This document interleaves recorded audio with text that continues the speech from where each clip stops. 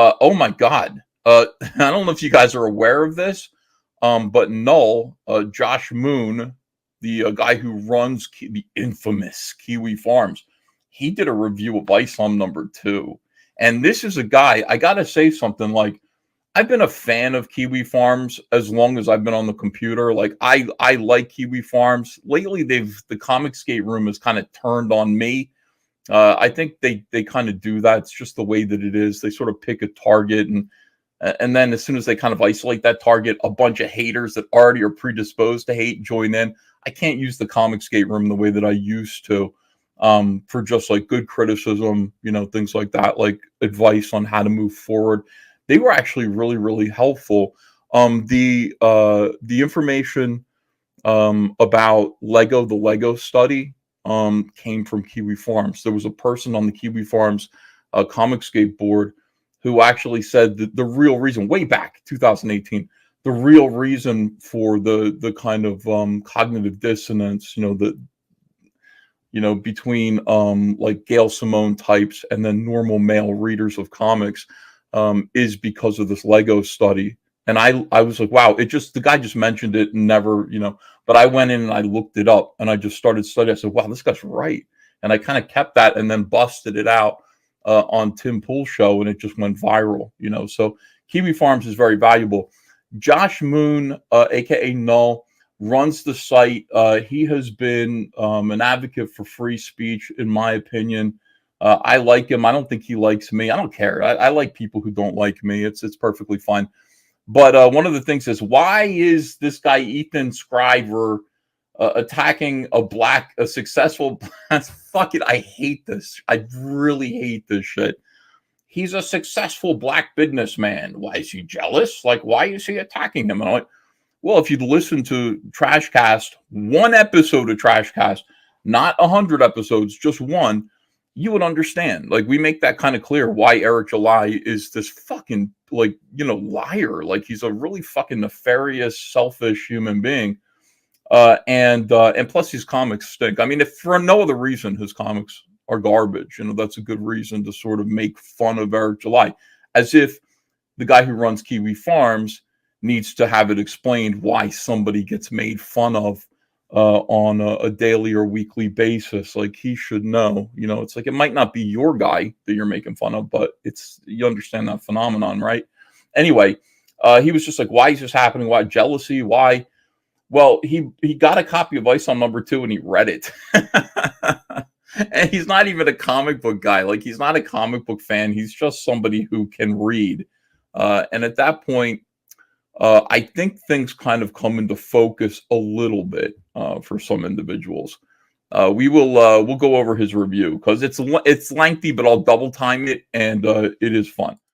Sam says, Null only cares about free speech so long as it benefits him. You are not allowed to criticize or make fun of him and his sacred lolcows. Yeah, I mean, whatever. I don't have a problem with Josh Moon, like, right now. I just don't. Like, I understand he doesn't like me. People who don't like me, I just kind of assume don't know me. I don't take it personally. You haven't spoken to me. I've never spoken to Josh Moon. If we had several conversations and after that he decided I was a lolcow, I think I would be like, what, really? But like, most of the time, it's like these guys are just like people I haven't spoken to. So I would talk to Josh. Katie Did says, Kiwi Farms doxing people isn't free speech. I agree with that. You should not dox people ever. In general, Kiwi Farms, like, I don't know, it's a blessing and a curse. I understand. Make sure Jasmine makes it back to my office ASAP, and his face is all shaded. So right. This is implying that he's going to like rape her or hurt her or something, because she is. This is important here. This is the only reference to Jasmine in ISOM #2.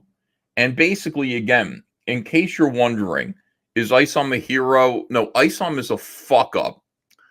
Jasmine is going to get raped or murdered in this scenario. Look at the darkness of this guy's face here. Make sure Jasmine makes it back to my office ASAP. So because ISOM failed at his one initial mission, which was to rescue one woman from somebody who's evidently sex trafficking her, but like we don't know, like because Eric doesn't know how to write that kind of shit. She's about to get killed. She's about to get raped. So good job. Go fight the monkey men or whatever it is. You know what I mean? Like you got a girl killed through your inaction and incompetence. Very interesting. To be like a prostitute in his Club Merc. And it's like, how the fuck was this allowed to happen? This, by the way, is the only mention of Jasmine. It didn't even occur to either of them that he's still like a threat to this person that he apparently is after to try and save. That's correct. I mean, this is like such a profoundly evil comic book. Like it's not even that like Eric July just sucks at writing. Like his writing is childish and everything. Like it's incompetent in a way that's evil. His characters, who are supposed to be protagonists, they're supposed to be superheroes, fail profoundly at being any kind of superhero at all. As you can see here, if Jasmine doesn't get raped and murdered by this vengeful retard who just had his fucking pride beaten, like basically this guy's aggrieved because he was just made to look like a shithead, and Jasmine's going to his office. Now, if Jasmine isn't raped and murdered in this scenario, it's out of luck. It's pure luck, because ISOM left her to that scenario. ISOM left her in great mortal peril, and he didn't have to. He just forgot about her. The story just forgot about her. So Jasmine should be dead. Jasmine should be raped and murdered from the story standpoint here, and that is a massive failing of the supposed hero who's doing God. Now this I don't even understand. So we cut from the office to the Obertonic Arena, and there's like a fucking superhero rodeo or something, and I have no idea what the fuck this is. What is this? Why is this in the book? What does this have? This is the part of the game, or not the game, but the book where I'm like flipping through it, like what the fuck am I reading? And I'm getting impatient with it because I'm like, I'm now in another location I don't recognize with more characters I don't know, and I don't even know what the fuck this is. Is this like a WWE thing? There's like a squared circle thing happen. I'm fucking lost. Why is this in? And that whole sequence just terminates with this guy shutting off a TV. So it doesn't really seem to have any impact in the immediate story. A personal aside, the obvious Photoshop Arial font. Fucking look at him going into the truck. This really bothers me. Panel, I don't know why. Dude. It's like they went in and changed it at the last second and just slapped on like completely unintegrated fonts. And this feels unfinished as well. You have the holy shit! Look at this panel. Panel 1 of him standing by the truck. The figure is way too big for the truck. But look at that. Look at the mediocrity of that shit. I think I'm going to get into my truck, and that requires one panel. What? I mean, that is something else, man. It's 115 pages, and like 100 pages are completely unnecessary. Completely unnecessary. That is not a panel that needs to exist. Oh my God. The truck is the biggest character in this whole book, you know. It's just 3D asset truck. Looked at, just printed out from different angles. God damn. Fucking truck a license plate. Also, I don't want to complain too much about like art shit, because a lot of the art is fine. And like I said, in the actual physical book, the colors really pop. The scan does not do it justice. But this in particular, I swear this fucking truck is like a 3D model. And I don't really care. I know that like the 3D model shit is like a big meme with like the retards like Juju the Cow and the pedophile. But the truck is really like standoutish to me. In part because these little hairlines, you see these like hairs like right here, yeah, and right here, yeah, and right here. It's like they had the model. Right. They put the model in, and then they added like this really lazy filter to it to try and give it a comic booky look. And it's just those little scribbles are just so obvious to me. Like that's right. That's the part that he drew in. So you just throw in the 3D model, and then he goes in with his little pen, like electronic pen, whatever it's called, and he supposed to add some texture. So he just adds texture of, I mean, I would call this like rust. Like, this is a really loose texture that you could. So that's him actually making it his own right there. It's not drawn. A human being would never draw these little, like, because they look like pubes caught in the scanner or something. They look bad. Like a human would not draw that detail. They just wouldn't. So that really, really stands out to me. And I'll give you a comparison of what it looks like to me. Okay, so this is the trailer for Dustborn. And there's a sequence where they put a filter on all the models to try and give it this like 2D like asteroids look, and it looks really fucking bad. See it? You see how like cheap and shitty that filter is? Because they're just trying to very cheaply change it so that the 3D models are outlined in such a way, and it just looks like really lackluster, the effect. So that's what that reminds me of, like the pube thing. It's just like, this is just like a cheap shader. Like you can do this in Unity for like no time at all. Okay, and this is where the shit really fucking falls apart for me. So he just put on his super suit and he goes to this nondescript castle, as it says, a castle smack dab in the middle of Texas. So imagine medieval fucking castle. Let me show it to you. Medieval fucking castle, middle of Texas, surrounded by a fucking moat in the desert. Fucking like, okay, this is the third fucking time, the fourth time actually, because it happens twice. There are two growling wolves, so that somehow he's on a fucking suspension bridge in the middle of the fucking desert, in the middle of Texas, and surrounded by crocodiles. And despite the situation that he's in and how high, you know, his alertness should be, fucking wolves sneak up on him on the suspension bridge. There's only one way to approach him, and there's no way he wouldn't hear like claws on the bridge.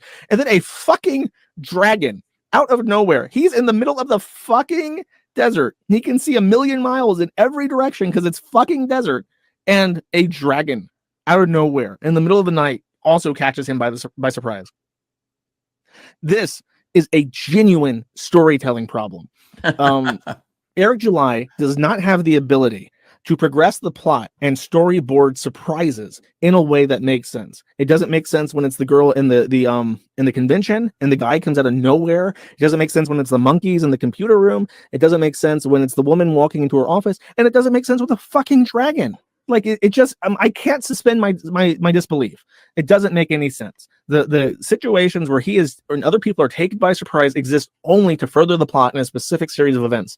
And maybe if it was extremely narratively satisfying the way it was told, I would be able to enjoy it a little bit more. But like with this, it's just like the thing happens, she's taken by surprise, and then it's resolved on page 10, and it starts on page six. So in 4 pages, this plot is taken care of. He's and it's just just that is comic really, online. Oh really shit. lazy. Boom. I hope you have enjoyed ISOM 2. Eric, I did not. The plot was completely nonsensical. There's so much going on, but so little at the same time. There was a lack of visual storytelling. I thought that the lack of characterization to the girl that was murdered was a bit fucking tasteless. And honestly, after reading it twice now, I don't know what the fuck is happening. And there's nothing to like make me think, oh, I want to read ISOM 3. And I did genuinely at the end of ISOM 1. I said, oh, you know, I like this kind of down-to-earth plot about the missing girl. I'm kind of curious what happens. Does he find her? And now I'm in ISOM 2, and I have no fucking I have no clue what's going on. I don't know how Jasmine ties into anything. Apparently the characters themselves have forgotten that Jasmine is like a thing. So if they don't care, why do I? Why do I care? How could I possibly want to read ISOM 3 after this? Because it's mean, it's so easy. It's like you set it up so that ISOM wins if he saves Jasmine. That's the story. The story is if ISOM saves Jasmine, he wins. He's a hero, and he didn't save her. And I don't care what happens in ISOM 3. He already failed her. If Jasmine survives her upcoming encounter with Darren Fontano, it's not because of ISOM or anything that ISOM did. It's in spite of him. So the story's already a failure. It's just already a fucking disastrous failure.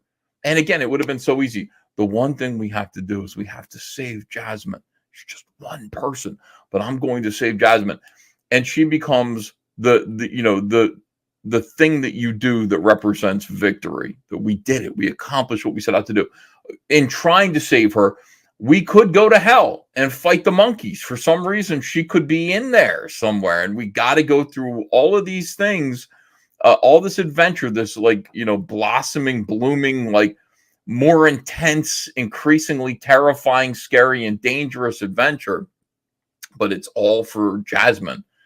And Eric, like, he sucks so bad. It's just it kind of feels like what happened with this is Eric July got access to the candy jar. He got a bunch. I'm not saying that he got high on cocaine. I'm saying he got a bunch of money. He had financial success because he tapped into a market that was desperate for someone who gave a fuck about what they wanted. And then he had all these financial resources and all this access to these wonderful artists. And then he, as a writer, is just kind of looking at this like, well, I need a story that has XYZ because these are my favorite things in comics. I like gritty crime that is interesting to black guys, and I like super cool Elon Musk type people like Iron Man, and I like black witches, and I like demons. And so he just kind of mashes together, and there's zero restraint. It doesn't feel like there's anybody at his office talking to him and going like, hey, you need to like let this play out a bit. You have all these ideas, and there's nothing wrong with being an idea guy if you can sell it, but you need to show restraint, and you need to pace things out, and you need to flesh out things so that when big action sequences that you're paying the best artists in the industry to color brilliantly and draw beautifully, when that happens, there's like an emotional payoff to it, and people understand what's going on. Like I understood what's going on in Butch Killigan, that when this sequence happens, it's like I understand what's happening, and it's very rewarding to see the illustrations, and they're super creative. You know what I mean? So like reading through ISOM is just ISOM 2 is just a chore. It's so long, and there's so much exposition, and none of it is like developing anything that I'm interested in. And then the cool visual payoff at the very end is at surface of nothing. Like, where the fucking monkey? Where is he? Why is he in the castle killing monkeys? I don't get it. He wasn't. He was in a cave. I guess because they fucked with Gooding. But who the fuck is Gooding? Why do I care about his employees? Maybe he's an asshole. Maybe he's like a rapist or a pedophile or something. I don't fucking know anything about him. Why do I care? I know who Jasmine is, okay? And I know who the family friend is. And I get that he's like a superhero. It's like, okay, prove it. Finish. Okay, bro, you got like a quest list on the top right of your HUD that has like 8 different things in it right now. And the first one is the beginner tutorial quest, find fucking Jasmine. And he still haven't done it. And he's apparently the most incompetent buffoon fucking guy ever. You can clear out an entire dungeon full of fire monkeys, but you can't go kill the one monkey who's in this club firing his entire like crew. No, that guy's too competent and cool and slick and hard to deal with. And absolutely terrible. Whatever, man. It was a very, very frustrating read. And I sat down with the comic in my fucking hands, and I got all comfy for it, and I got a drink and a coffee, and I sat down and I read it just like it should be read.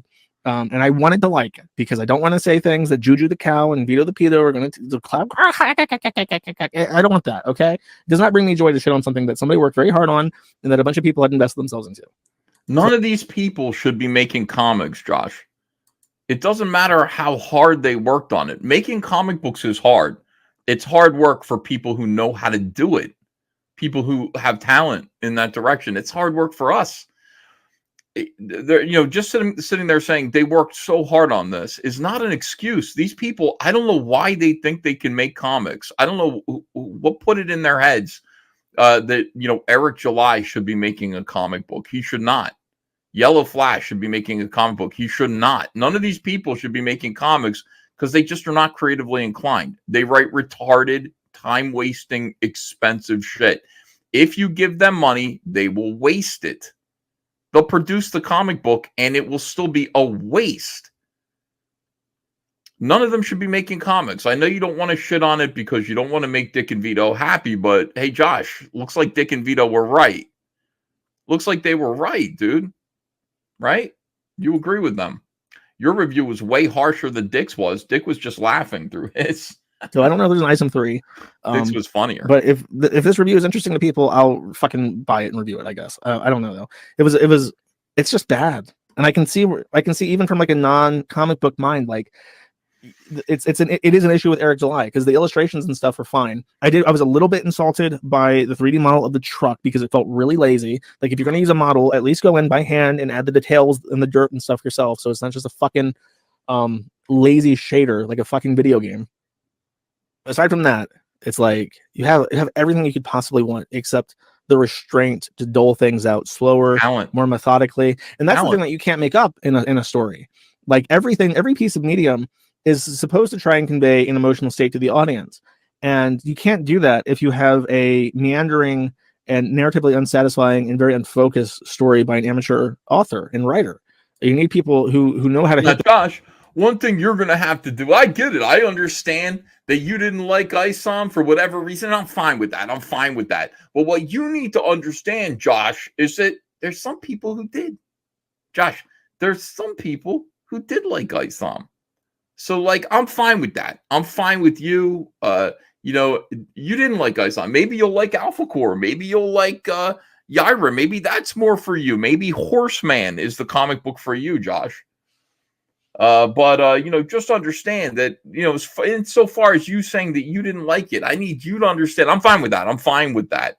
But you need to understand and maybe make room for the idea that some people did like it. Okay. And they're not wrong. You and your opinion is not the be all end all, Josh. It's not the be all end all. Your opinion is not fact. It's just your opinion because there are some people who did like it. Okay. Okay. Those beats and convey things in a way to draw in the audience and keep them invested. And I wasn't. Consider this. I was invested up until I think after found it to be the dog flashback. shit. After the flashback, where he just leaves he literally walks out of his therapist's office on a military base into a fire monkey confrontation. I'm like, bro, I don't know what the fuck's happening. I'm sorry, I'm clapped out. And the second read really didn't help any at all. So that's my ISOM review. Sorry, I'm not more of a positive Polly. I really want it to be. I'm sorry, but it is what it is. Polly? Well, I mean, this is the end result of that, Josh. Look what you did, Josh. Because you're a hater, this is what you've done to the Rippaverse. These are updated sales. Now, Horseman is not included here. You'll see where Horseman is going to kind of go. But this is what people like Jersh have done to the Rippaverse. Started out here. ISOM number 2 right there. And as you can see, it's not doing that great, guys. Not doing that great. Now, there are some people who are like, no, it's finding its level right now. It couldn't always sell 1 million. Why not? I don't understand why not.